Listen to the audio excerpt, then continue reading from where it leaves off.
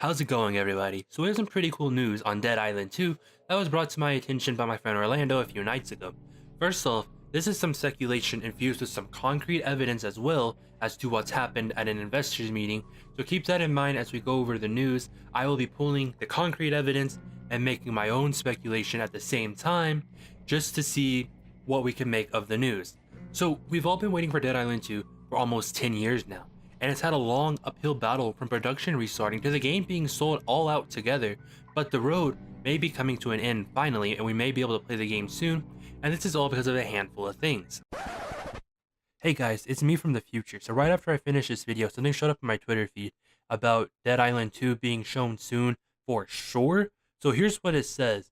Wing, or first, I think I said that right, said that Dead Island fans should stay tuned because they still have more info to share soon. At best, fans hoping for this game can see the game isn't cancelled after this announcement. Before the confirmation, Dead Island 2 is mostly considered vaporware due to the fact that the company originally teased a spring 2015 release for the game.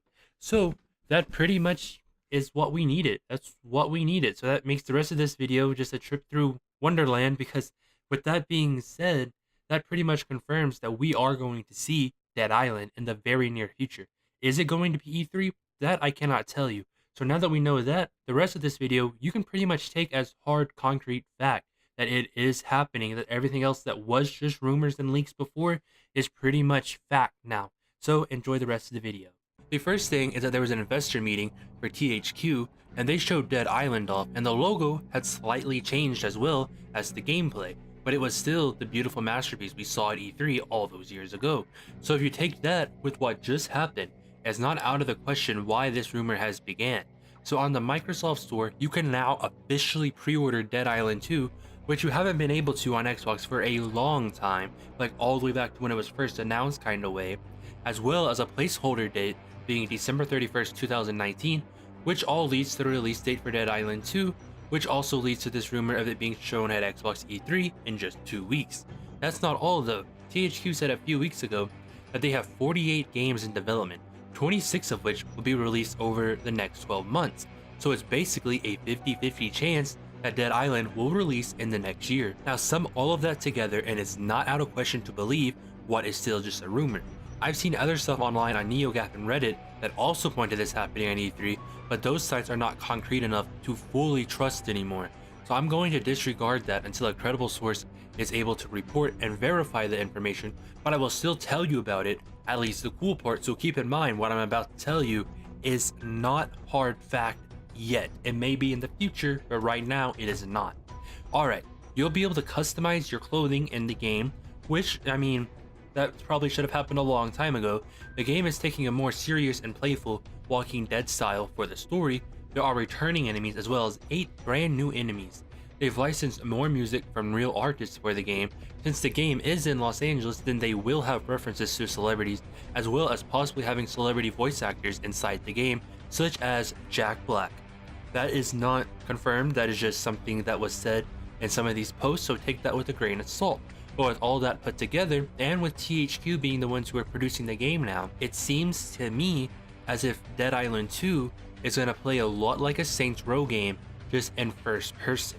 Maybe it'll be third person now, you never know. Maybe they will do Saints Row in Dead Island, who knows?